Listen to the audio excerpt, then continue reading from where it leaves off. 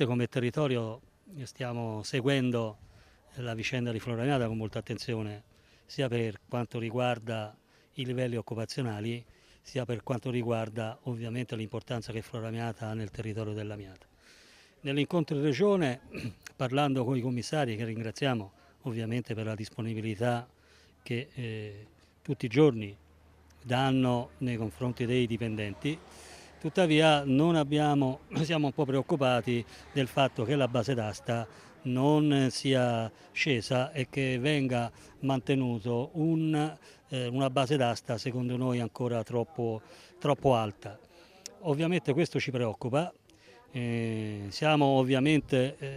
nella speranza che alla fine di luglio abbiamo un nuovo proprietario di Flora Amiata, ma nell'eventualità che questo non si verificasse, ovviamente siamo preoccupati perché si entrerebbe in una sfera di ordine giuridico che metterebbe in discussione la continuazione dell'attività produttiva e quindi la continuazione dell'esperienza di Flora Amiata.